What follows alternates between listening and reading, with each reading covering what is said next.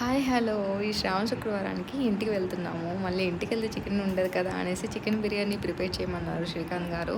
So ఇవన్నీ cut చేసి పక్కన పెట్టారు. అలాగే అల్లం వెల్లుల్లి పేస్ట్ ఇట్లా బియ్యం నానబెట్టుకొని పక్కన పెట్టామన్నమాట. సో ఈ బిర్యానీకి రైస్కి కొంచెమే ఉందన్నమాట biryani rice. So normal rice కూడా వేసేసి పక్కన పెట్టమని చెప్పారు. నానబెట్టమంటే ఇట్లా నానబెట్టేసాము ఎలాగలా వస్తుందిలే అనేసి. సో చాలా బాగా కుదిరింది నాకైతే. సో నెక్స్ట్ బ్లాగ్లో ఎప్పుడైనా నేను పోస్ట్ చేస్తాను నేను ఎలా ప్రిపేర్ చేశారనేది. సో నేను కొత్త అనమాట బిర్యానీ ఇవన్నీ ప్రిపేర్ చేయడం. నాకు అంతగా రావు, మమ్మీ వాళ్ళు బాగా చేస్తారు. నేను చిన్నపిల్లని కదా, నాకు అంతగా తెలియదు.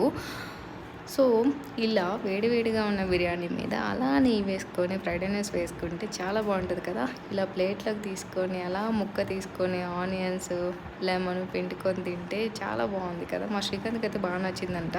So friends, please support me, subscribe my channel. Thanks for watching, like and share.